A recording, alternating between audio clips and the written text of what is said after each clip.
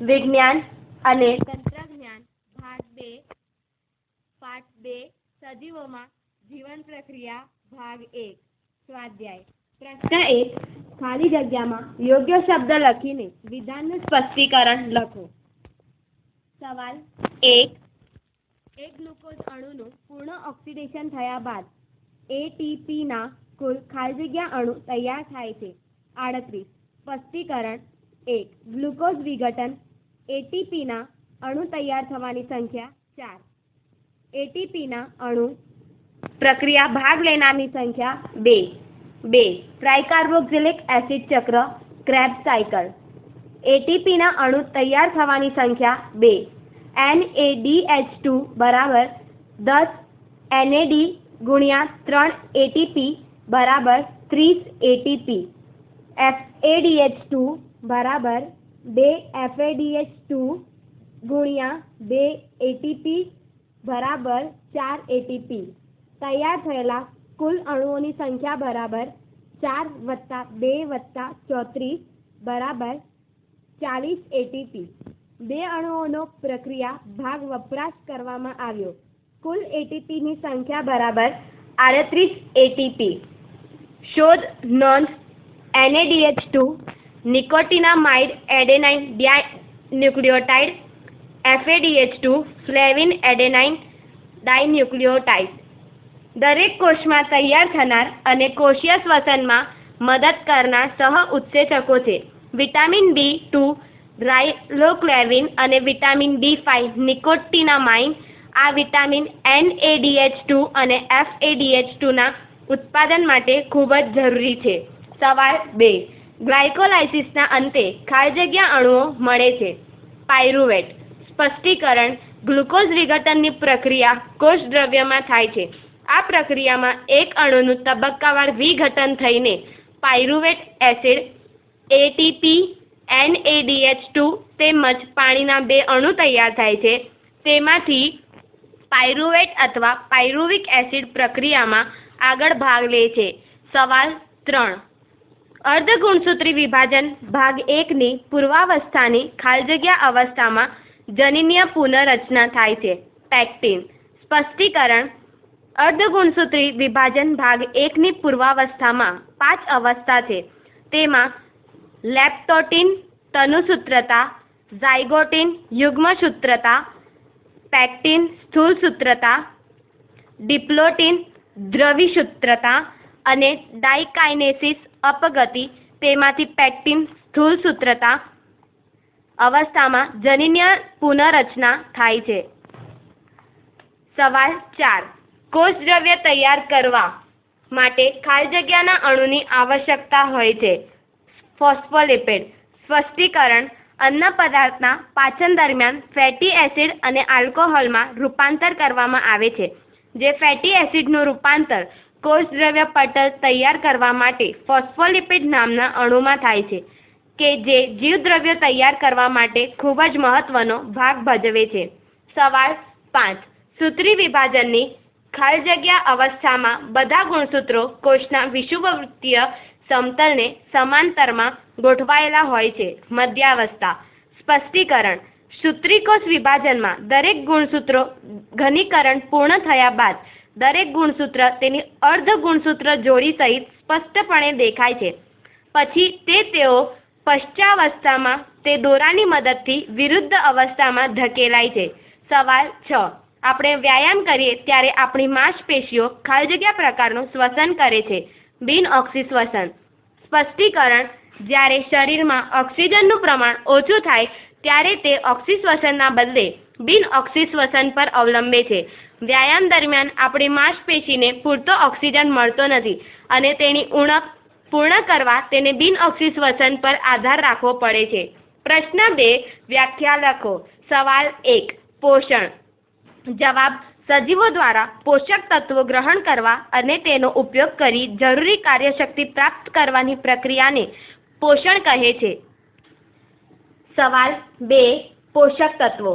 જવાબ પદાર્થ જેવા કે કાર્બોહાઈડ્રેટ, પ્રોટીન, વિટામિન, લિપિડ્સ જે ખોરાકના ઘટકો છે તેમને પોષક તત્વો કહે છે. સવાલ 3 પ્રોટીન. જવાબ એમિનો એસિડના અનેક અણુ એકબીજા સાથે જોડાઈને બનેલા મહાઅણુને પ્રોટીન કહે છે. સવાલ 4. કોષસ્તરીય શ્વસન. જવાબ: કોષમાંના કાર્બોદિત પદાર્થ ગ્લુકોઝનું તબક્કાવાર ઓક્સિડેશન અને બીજા બધા ઘટકોનું વિઘટન ઓક્સિજનની હાજરી, ઓક્સિશ્વસન અને ઓક્સિજનની ગેરહાજરી બિનઓક્સિશ્વસન એટલે કોષસ્તરીય શ્વસનમાં થાય છે. સવાલ 5. ઓક્સિશ્વસન. જવાબ: કોષસ્તરીય શ્વસન ઓક્સિજનની હાજરીમાં થાય છે એટલે ઓક્સિશ્વસન. સવાલ 6. ગ્લાયકોલાઇસિસ. જવાબ: કોષમાં થતા ગ્લુકોઝ C6H12O6 ના અણુનું ઓક્સિડેશન થઈ પાયરુવિક એસિડ ATP NADH2 અને પાણીમાં રૂપાંતર થાય છે. આ ઓક્સિજન સિવાય થતી પ્રક્રિયાને ગ્લાયકોલાઇસિસ કહે છે. પ્રશ્ન 3. તફાવત સ્પષ્ટ કરો. સવાલ 1. ગ્લાયકોલાઇસિસ અને ક્રેબ્સ ચક્ર. ગ્લાયકોલાઇસિસ 1. ગ્લાયકોલાઇસિસની પ્રક્રિયા કોષદ્રવ્યમાં થાય છે. 2. ગ્લાયકોલાઇસિસની પ્રક્રિયા ઓક્સિશ્વસન અને બિનઓક્સિશ્વસન બંને પ્રકારની પ્રક્રિયામાં થઈ શકે. 3. ગ્લાયકોલાઇસિસમાં ગ્લુકોઝના અણુમાં કાર્બન પરમાણુ ધરાવતા પાયરુવેટ, 2 ATP NADH2 તથા પાણીના અણુઓ તૈયાર થાય છે. 4. ATPના અણુના 2 અણુઓનો વપરાશ થાય છે. 5. આ પ્રક્રિયામાં પાયરુવેટના 2 અણુઓ તૈયાર થાય છે. ક્રેબ્સ ચક્ર ટ્રાયકાર્બોક્સિલિક એસિડ ચક્ર. 1. ક્રેબ્સ ચક્ર ટ્રાયકાર્બોક્સિલિક એસિડની પ્રક્રિયા કણાભસૂત્રોમાં થાય છે. 2. ટ્રાયકાર્બોક્સિલિક પ્રક્રિયા ફક્ત ઓક્સિશ્વસનમાં જ થઈ શકે છે. 3. ક્રેબ્સ ચક્ર આ પ્રક્રિયામાં એસિટિલકોએન્ઝાઇમ એ અણુમાંના એસિટિલનું પૂર્ણપણે ઓક્સિડેશન કરવામાં આવે છે અને તેના દ્વારા 2 CO2 H2O NADH2 FADH2 અને ATPના અણુ મળે છે. 4. ટ્રાયકાર્બોક્સિલિક એસિડની પ્રક્રિયામાં ATP ભાગ લેતા નથી. 5. આ પ્રક્રિયામાં પાયરુવેટનું રૂપાંતર CO2 અને H2O પાણીમાં થાય છે. સવાલ 2.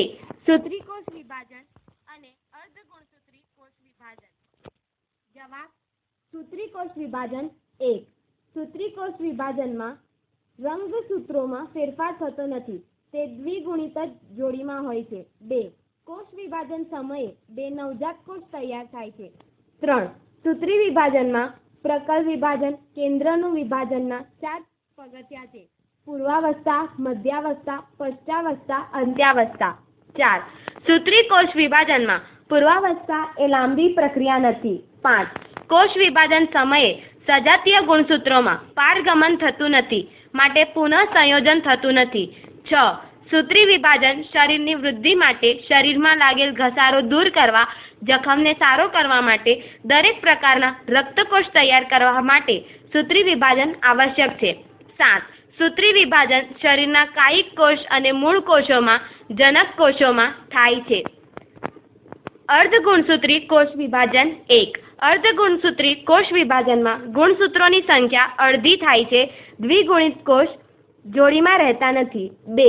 કોષ વિભાજન સમયે એક દ્વિગુણિત કોષમાંથી 2n 4 એક ગુણિત n નવજાત કોષ જન્ય કોષ તૈયાર થાય છે. 3. અર્ધસૂત્રી વિભાજન 2 તબક્કામાં પૂર્ણ થાય છે. અર્ધસૂત્રી વિભાજન 1, અર્ધસૂત્રી વિભાજન 2. દરેકને આગળ પૂર્વાવસ્થા, મધ્યાવસ્થા, પશ્ચાવસ્થા, અંત્યાવસ્થામાં વિભાજિત કરવામાં આવે છે. 4. અર્ધસૂત્રી વિભાજન 1ની પૂર્વાવસ્થાની પ્રક્રિયા ખૂબ જ લાંબી છે. 5. કોષ વિભાજન સમયે સજાતીય ગુણસૂત્રોમાં પારગમન થઈને જનીનોનો પુનઃસંયોજન થાય છે. 6. જાતીય પ્રજનનમાં યુગ્મક અને બીજાણુ તૈયાર કરવાની પ્રક્રિયામાં અર્ધસૂત્રી વિભાજન વડે થાય છે. 7. અર્ધસૂત્રી વિભાજન ફક્ત જનક કોષ મૂળ કોષમાં જ થાય છે. સવાલ 3. ઓક્સિશ્વસન અને બિનઓક્સિશ્વસન.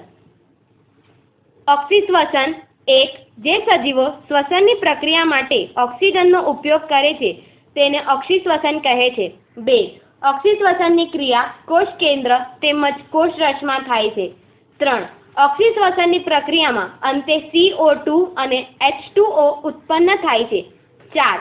ઓક્સિશ્વસન પ્રક્રિયા દરમિયાન 38 એટીપીના અણુઓ તૈયાર થાય છે. 5. રાસાયણિક પ્રક્રિયા C6H12O6 plus 6O2 will give you 12H2O plus 6CO2 plus 38 ATP. 2C6H12O6 plus 6O2 will give you 12H2O plus 6CO2 plus 38 ATP ऊर्जा इलेक्ट्रॉन वहन. બિન ઓક્સિશ્વસન 1. જે સજીવો શ્વસનની પ્રક્રિયા માટે ઓક્સિજનનો ઉપયોગ કરતા નથી તેને બિન ઓક્સિશ્વસન કહે છે. 2. બિન ઓક્સિશ્વસનની ક્રિયા ફક્ત કોષરસમાં જ થાય છે. 3. બિન ઓક્સિશ્વસનની પ્રક્રિયામાં અંતે CO2 અને C2H5OH ઉત્પન્ન થાય છે.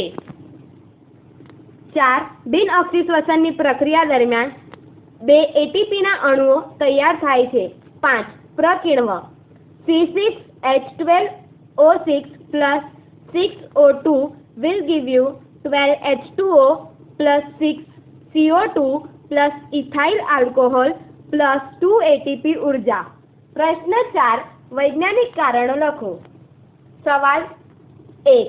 ग्लूकोजનું પૂર્ણ ઓક્સિડેશન થવા માટે ઓક્સિજનની આવશ્યકતા હોય. જવાબ 1. ગ્લુકોઝના અણુનું સંપૂર્ણ વિઘટન થાય છે ત્યારે 38 એટીપીના અણુનું ઉત્પાદન ઓક્સિશ્વસનની પ્રક્રિયામાં થાય છે. 2.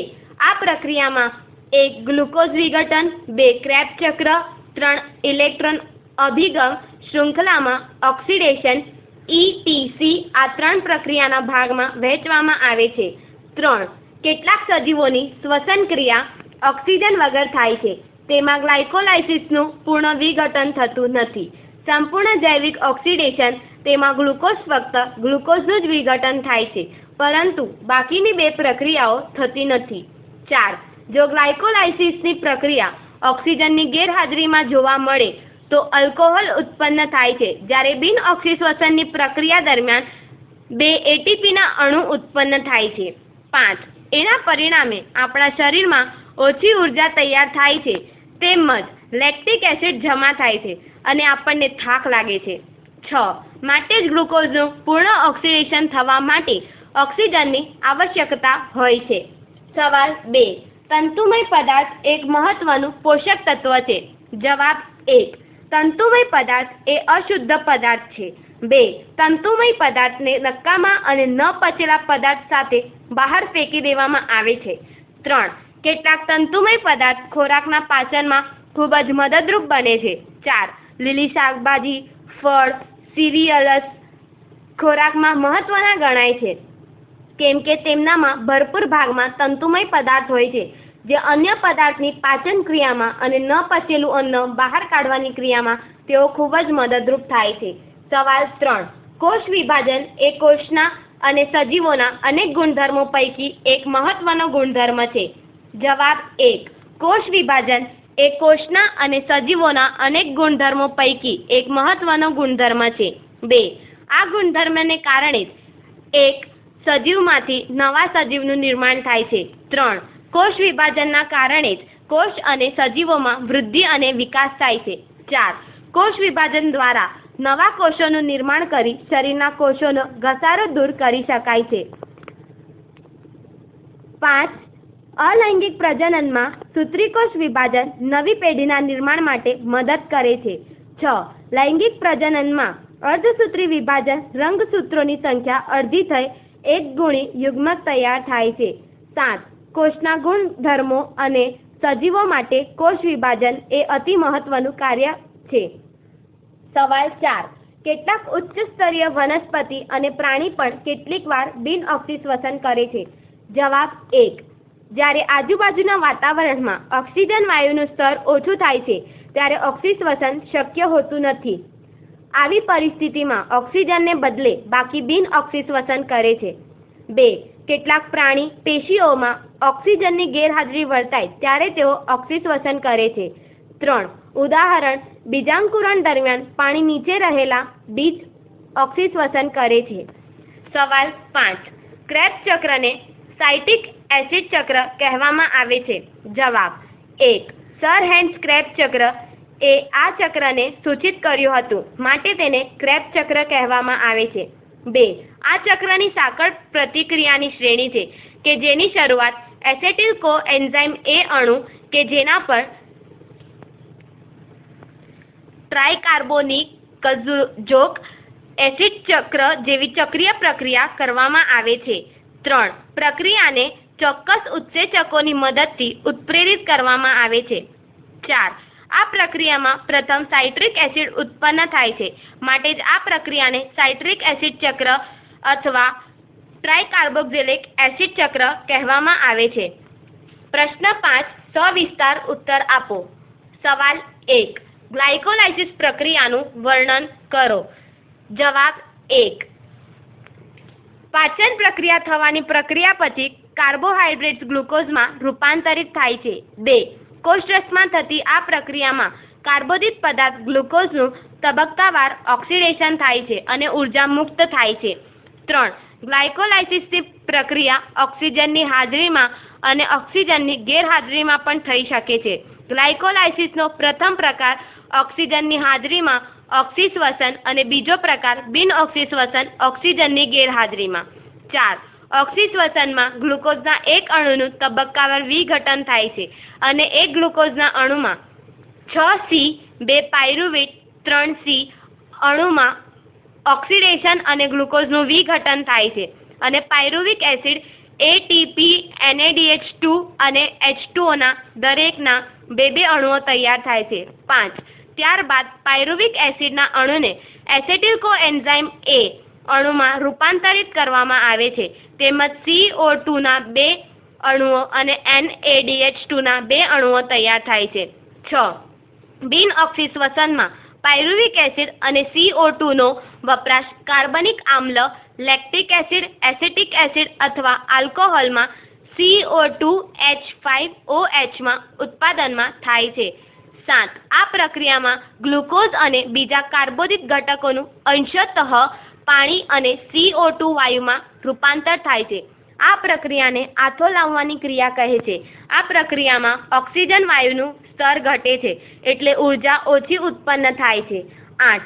ગ્લાયકોલાઇસિસ પ્રક્રિયાની શોધ મુસ્તાવહ એમ્બેડેન, ઓટો મેયરહાર્ફ અને જેકબ પાનાર્સ એ 3 વૈજ્ઞાનિકોએ કરી, માટે તેને એમ્બેડેન-મેયરહાર્ફ પાનાર્સ પાથવે કહેવામાં આવે છે. EMP પાથવે તે માટે તેમણે સ્નાયુઓ પર પ્રયોગ કર્યો. સવાલ 2. આકૃતિની મદદથી સૂત્રી વિભાજનનું વર્ણન કરો. જવાબ: સૂત્રી વિભાજન મુખ્યત્વે 2 તબક્કામાં થાય છે. A. પ્રકળ વિભાજન, કેન્દ્રનું વિભાજન. પ્રકળ વિભાજનના 4 પગથિયાં નીચે મુજબ છે. અ. પૂર્વાવસ્થા.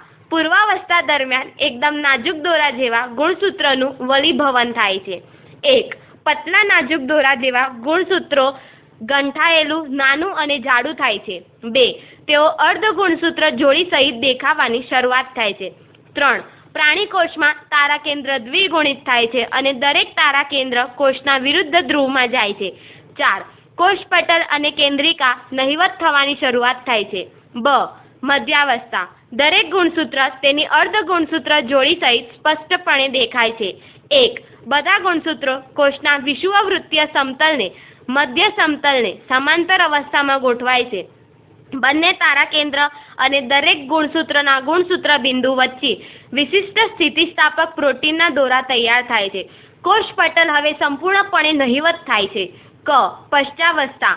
આ અવસ્થામાં ગુણસૂત્રો તો પ્રોટીનના દોરાની મદદથી ગુણસૂત્ર બિંદુનું વિભાજન થઈ દરેક ગુણસૂત્રની અર્ધ ગુણસૂત્ર જોડી બનાવે છે અને તે જુદી થઈને વિરુદ્ધ દિશામાં ધકેલાય છે. જુદા થયેલા અર્ધ ગુણસૂત્રોને જન્ય ગુણસૂત્રો કહેવાય છે. ગુણસૂત્રો 1. આ સમયે ધકાયેલા કેળાની લૂમ નાનો ઝુમખો જેવા દેખાય છે. 2. આ રીતે ગુણસૂત્રોનું એક જૂથ કોષના બંને છેડે પહોંચાડવામાં આવે છે. ક. અંત્યાવસ્થા. આ અવસ્થા પૂર્વાવસ્થાની એકદમ વિરુદ્ધ અવસ્થા છે.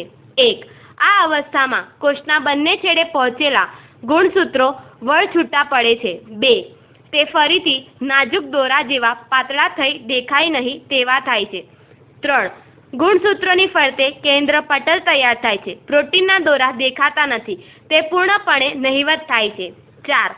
આ રીતે એક કોષમાં 2 જન્ય કેન્દ્રો તૈયાર થાય છે. જન્ય કેન્દ્રની વચ્ચે કેન્દ્રિકા પણ દેખાવા લાગે છે. 5. આ રીતે પ્રકલ વિભાજન પૂર્ણ થાય છે અને ત્યારબાદ પરિકલ વિભાજનથી શરૂઆત થાય છે. બી. પરિકલ વિભાજન. 1. પરિકલ વિભાજન વડે કોષદ્રવ્યનું વિભાજન થઈ 2 નવા કોષ તૈયાર થાય છે. તેમને જન્ય કોષ કહેવામાં આવે છે. 2. આ પ્રક્રિયામાં કોષના વિષુવવૃત્તીય સમતલને સમાંતર એક ખાંચો તૈયાર થઈ સ્તર ધીમે ધીમે ઊંડો થાય છે અને 2 નવા કોષ તૈયાર થાય છે. 3. વનસ્પતિ કોષમાં મધ્યમાં એક કોષ પટલ જ તૈયાર થઈને પરિકલ વિભાજન થાય છે. 4. સૂત્રી વિભાજનના ફાયદા. સૂત્રી વિભાજન શરીરની વૃદ્ધિ માટે આવશ્યક છે. શરીરમાં લાગેલ ઘસારાને દૂર કરવા માટે, જખમને સારા કરવા માટે, દરેક પ્રકારના રક્તકોષ તૈયાર કરવા માટે સૂત્રી વિભાજન આવશ્યક છે. સવાલ 3. અર્ધગુણસૂત્રી વિભાજનની પહેલી પૂર્વાવસ્થાની 5 અવસ્થા આકૃતિને આધારે વર્ણન કરો. જવાબ. સૂત્રી વિભાજનની પૂર્વાવસ્થાની સરખામણીએ અર્ધગુણસૂત્રી વિભાજન 1ની પૂર્વાવસ્થા સ્પષ્ટ રીતે લાંબી અને વધુ જટિલ છે. ગુણસૂત્રોની વર્તણૂકના આધારે તેને ફરીથી 5 ઉપ અવસ્થાઓમાં વિભાજિત કરવામાં આવે છે. A. લેક્ટોટીન, B. ઝાયગોટીન, C. Pectin, D. ડિપ્લોટીન, E. ડાયકાઇનેસિસ. A. લેક્ટોટીન. આ અવસ્થા દરમિયાન ગુણસૂત્રોનું વલીભવન થાય છે અને તે ધીરે ધીરે ઘટ્ટ થતું જાય છે અને સ્પષ્ટ દેખાય છે અને તે આ પ્રક્રિયા દરમિયાન ચાલુ જ રહે છે, જેને તનુસૂત્રાંત પણ કહે છે. B. ઝાયગોટીન. આ અવસ્થા દરમિયાન ગુણસૂત્રોની લંબાઈને અનુરૂપ જોડીઓ બનવા માંડે છે, જેને સાયનેપ્સિસ અનુબંધન કહે છે. આવા પ્રકારની ગુણસૂત્રની જોડીઓને સમજાત ગુણસૂત્ર કહે છે. આ અવસ્થામાં ગુણસૂત્રીય સાયનેપ્સિસ એક જટિલ રચનાનું નિર્માણ કરે છે, જેને સિનેપ્ટોનિમલ સંકુલ કહે છે. જનિલ અનુબંધન આ સંકુલનું નિર્માણ જોડીમાં રહેલા સમજાત ગુણસૂત્રો દ્વારા થાય છે, જેને દ્વિસૂત્રી કે ચતુર્સૂત્રી કહે છે, જેને યુગ્મસૂત્રતા પણ કહે છે. C. પેક્ટીન. આ અવસ્થા દરમિયાન દ્વિસૂત્રી ગુણસૂત્રો સ્પષ્ટપણે ચતુસૂત્રી દેખાય છે. પુનઃસંયોજિત ઘંટિકાઓનું દૃશ્યમાન થવું એ અવસ્થાની લાક્ષણિકતા છે. આ પ્રક્રિયામાં 2 સમજાત ગુણસૂત્રો વચ્ચે જનીન દ્રવ્યની અદલાબદલી થાય છે. 2 ગુણસૂત્રોની પર જનીનોનું પુનઃસંયોજન થાય છે. સમજાત ગુણસૂત્રો વચ્ચે પુનઃસંયોજન પેક્ટીન અવસ્થામાં અંતમાં પૂર્ણ થાય છે, જેના ફળ સ્વરૂપે રંગસૂત્રો જોડાયેલા દેખાય છે, જેને સ્થૂળસૂત્રતા પણ કહે છે. D. ડિપ્લોટીન. આ અવસ્થામાં સિનેપ્ટોનિમલ સંકુલનું વિઘટન થાય છે. જટિલ અનુબંધન અને દ્વિસૂત્રી સમજાત ગુણસૂત્રો એક એકથી દૂર ખસવાથી શરૂઆત થાય છે. જ્યાં 2 ગુણસૂત્રોની જનીનની અદલાબદલી થઈ હોય તો ત્યાં જોડાણ જળવાઈ રહે છે અને ત્યાં X આકારની રચનાને કહે છે, તેને કાયાસ્થા કહેવાય છે, જેને દ્વિસૂત્રતા પણ કહે છે. E. ડાયકાઇનેસિસ. અર્ધગુણસૂત્રી વિભાજન પૂર્વાવસ્થા 1ની અંતિમ અવસ્થા ડાયકાઇનેસિસના નામથી ઓળખાય છે, જેમાં સ્વસ્તિક ચોકડીઓ દૂર થઈ જાય છે. આ અવસ્થામાં ગુણસૂત્રોનું વલીભવન પૂર્ણ કક્ષાએ પહોંચે છે અને સમજાત ગુણસૂત્રોને છૂટા પાડતા દ્વિધ્રુવીયક નિર્માણ થાય છે અને અંતમાં કોષ કેન્દ્રિકા લુપ્ત થાય છે અને કોષ કેન્દ્ર પટલનું પણ વિઘટન થાય છે. સવાલ 4. શરીરની વૃદ્ધિ અને વિકાસ માટે દરેક જીવન પ્રક્રિયા કેવી રીતે મૂલ્યવાન યોગદાન આપે છે? જવાબ 1. માનવી શરીરમાં અનેક સંસ્થા અવિરતપણે કાર્ય કરતી હોય છે. આ સંસ્થાઓમાં સમન્વયથી કાર્ય કરતી હોય છે. 2. પાચન સંસ્થા, શ્વસન સંસ્થા, રક્તાભિસરણ સંસ્થા, ઉત્સર્જન સંસ્થા સાથે સાથે શરીરના અંતર્ગત તેમજ બાહ્ય અવયવ પોતાના કાર્ય સ્વતંત્રપણે પરંતુ બધાના સમન્વયથી કરતા હોય છે. સવાલ 5. ક્રેબ્સ ચક્ર પ્રક્રિયા સહિત સ્પષ્ટ કરો. જવાબ 1. ક્રેબ્સ ચક્ર આ ચક્રીય પ્રક્રિયા જે કણાભ સૂત્રોમાં જોવા મળે છે. સર હેન્સ ક્રેબ નામના વૈજ્ઞાનિકે શોધી આ પ્રક્રિયાને ટ્રાઇકાર્બોક્સિલિક પણ કહેવામાં આવે છે. 2. એસિટિલ કોએન્ઝાઇમ એ ના અણુ કોષરસમાંના તંતુ કણિકામાં કણાક સૂત્રમાં જાય છે. 3. ત્યાં તેના પર ટ્રાઇકાર્બોક્સિલિક એસિડ ચક્ર જેવી ચક્રીય પ્રક્રિયા કરવામાં આવે છે. 4. આ પ્રક્રિયા દ્વારા એસિટિલ કોએન્ઝાઇમ એ અણુમાંના એસિટિલનું પૂર્ણપણે ઓક્સિડેશન કરવામાં આવે છે. 5. તેના દ્વારા CO2, H2O, NADH2, FADH2 અને ATPના અણુ મળે છે. 6. આ પ્રક્રિયામાં અનેક કાર્બોનિક એસિડ તૈયાર થાય છે. તેમાંથી પ્રથમ ઉત્પાદિત એટલે સાઇટ્રેટ. તેથી આ ચક્રને સાઇટ્રિક એસિડ ચક્ર પણ કહે છે. પ્રશ્ન 6. કાર્બોદિતો સ્નિગ્ધ પદાર્થ પ્રોટીનનું ઓક્સિડેશન કરીને ઉર્જા મેળવવાની પ્રક્રિયા કઈ રીતે થાય છે? નીચેનું કોષ્ટક સુધારીને લખો. સ્નિગ્ધ પદાર્થ, કાર્બોદિત પદાર્થ, પ્રોટીન, ફેટી એસિડ, ગ્લુકોઝનું વિઘટન, એમિનો એસિડ, પાયરુવિક એસિડ, એસિટિલ કોએન્ઝાઇમ એ, ક્રેબ્સ ચક્ર, CO2 + H2O + ઉર્જા. કાર્બોદિત, સ્નિગ્ધ પદાર્થ અને પ્રોટીનનું ઓક્સિશ્વસન કરીને ઉર્જા મેળવવાની પ્રક્રિયા. એક્સ્ટ્રા યોગ્ય જોડકા ગોઠવો. 1. હિમોગ્લોબિન, બ્લડ, લોહી. 2. સૂત્રી વિભાજન, કાયિક કોષ અને મૂળ કોષ બંનેમાં. 3. અર્ધસૂત્રી વિભાજન, ફક્ત મૂળ કોષમાં જ થાય છે. 4. મેલેનિન, ત્વચા. 5. હાડકાં, ઓસિન. 6. સ્વાદુપિંડ, ટ્રિપ્સિન. કીર્તિદા અને વર્ષાના ઓલ ધ બેસ્ટ.